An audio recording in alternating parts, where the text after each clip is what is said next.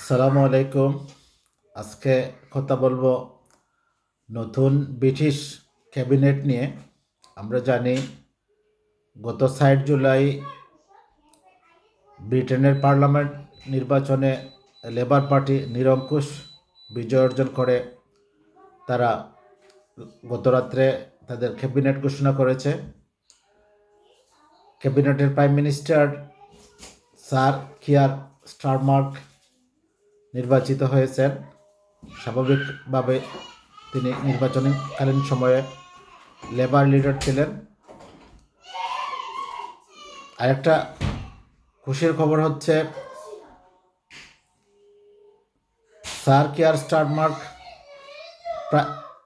তার prime minister হওয়ার পরে উনি আমাদের প্যালেস্টাইনের পক্ষে কথাবার্তা বলতেছেন। উনি রিয়েলাইজ করতেছেন যে প্যালেস্টাইনের স্বাধীনতা দরকার, এটা একটা পজিটিভ দিক। অন্যদিকে বাংলাদেশের 2জন এমপিকে তার সরকারের ক্যাবিনেটে উনি স্থান দিয়েছেন। এটা অত্যন্ত খুশির সংবাদ বাংলাদেশের মানুষের জন্য, সিলেটের মানুষের জন্য। আমরা জানি সিলেটের মেয়র রোশনারা আলী 2010 থেকে লেবার পার্টির এমপি নির্বাচিত হয়ে আসছেন। বাঙালি অধ্যুষিত পূর্ব লন্ডনের বেথনাল গ্রিন অ্যান্ড বো আসন থেকে উনি এবার নিয়ে 5বার এমপি নির্বাচিত হলেন। প্রথম 2010 সালে নির্বাচিত হয়েছিলেন, তখন আমিও রোশনারা আলীকে তার নির্বাচনে ভোট দিয়েছিলাম, তিনি বিজয়ী লাভ করেছিলেন। এবার নিয়ে টানা 5বার তিনি এমপি নির্বাচিত হয়েছেন। আর এর পুরস্কার হিসাবে স্যার কিয়ার স্টারমার্ক তার ক্যাবিনেটে রোশনারা আলীকে housing, community and local government মিনিস্ট্রিতে আন্ডার সেক্রেটারি হিসাবে নির্বাচিত করেছেন। আমরা জানি ব্রিটেনের prime minister, deputy prime minister পরে সবার পদবি হচ্ছে সেক্রেটারি। আমরা বাংলায় বা বাংলাদেশে যাকে ফরেন মিনিস্টার বলি, বিদেশমন্ত্রী বা আমরা স্বরাষ্ট্রমন্ত্রী বলি, তারা বলে ফরেন সেক্রেটারি, হোম সেক্রেটারি। তারা ক্যাবিনেটের মেম্বারদেরকে সেক্রেটারি পদবিতে ভূষিত করে। তো আরেকটা খবর হচ্ছে বাংলাদেশের আরেক মেয়ে টিউলিপ সিদ্দিকী তার মন্ত্রিসভায় স্থান পেয়েছে প্রতিমন্ত্রী হিসাবে। সিটি ডিপার্টমেন্টের প্রতিমন্ত্রী, আন্ডার সেক্রেটারি। তো এটা অত্যন্ত খুশির খবর যে একসাথে বাংলাদেশের 2টা মেয়ে ব্রিটেনের ক্যাবিনেটে মন্ত্রিসভায় স্থান পেয়েছে। এই হচ্ছে কথা। আর স্যার কিয়ার স্টারমার্ক এর মন্ত্রিসভায় ডেপুটি প্রাইম মিনিস্টার হিসেবে এঞ্জেলা রায়ান মনোনীত হয়েছেন। ডেভিড লামি ফরেন সেক্রেটারি, আর জুইথ কপার্ড হোম সেক্রেটারি, মানে স্বরাষ্ট্রমন্ত্রী হিসাবে মনোনীত হয়েছেন। পাশাপাশি পাকিস্তানের আমাদের আরেক বোন শাবানা মাহমুদ এই মন্ত্রিসভায় স্থান পেয়েছেন। আরেকটা বিষয় খুব লক্ষণীয়, আমরা জানি লেবার লিডার সাবেক প্রাইম মিনিস্টার গর্ডন ব্রাউনের পরে লেবার লিডার নির্বাচিত হয়েছিলেন এড মিলিব্যান্ড। তার নেতৃত্বে যে নির্বাচন হয়েছিল সেখানে লেবারের পরাজয়ের কারণে তিনি পদত্যাগ করেছিলেন।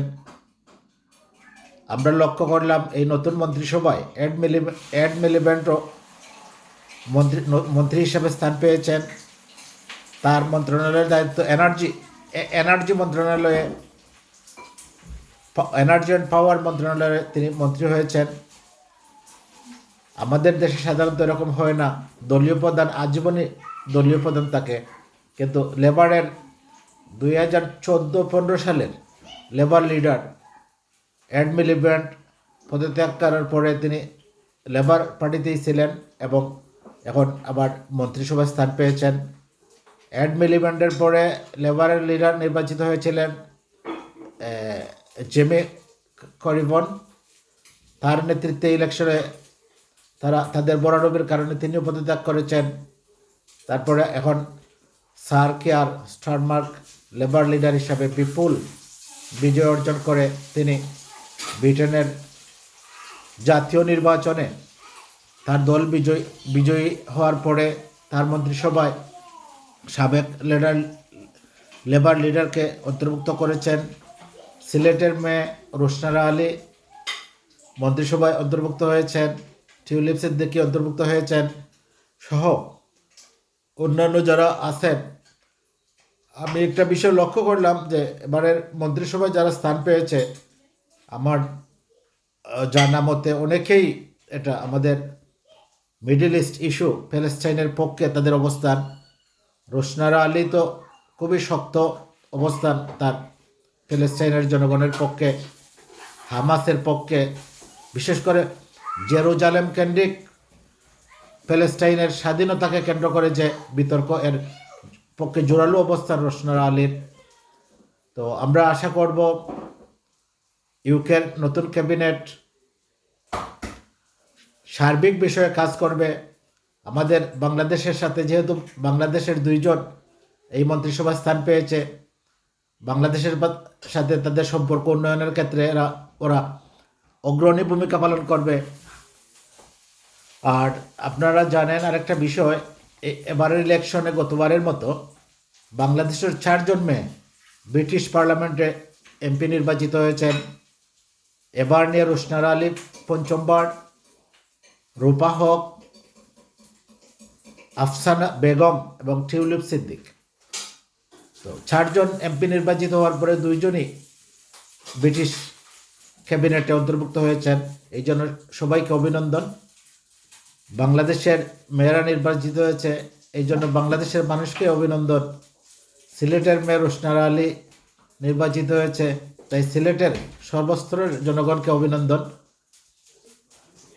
আমরা আশা করব, প্রত্যাশা করব নতুন বাংলাদেশি বংশোদ্ভূত মন্ত্রীরা যারা ক্যাবিনেট স্থান পেয়েছেন তারা তাদের কর্মদক্ষতার প্রমাণ রাখবেন, তারা নিজেরা প্রশংসিত হবেন, পাশাপাশি বাংলাদেশকে বিশ্ব দরবারে প্রশংসিত করবেন, বাংলাদেশের মুখ উজ্জ্বল করবেন। সবাই ভালো থাকবেন। আল্লাহ হাফিজ। Prime Minister lurches from scandal to scandal, and meanwhile his government has written off £4.3 billion to child poverty, to child limit policy, which is a campaign. Article 50 can be revoked. The Supreme Court case that the Prime Minister referred to rules that the government cannot trigger Article 50 without an authorized. সবাই ভালো থাকবেন। আল্লাহ হাফিজ। Thank you very much.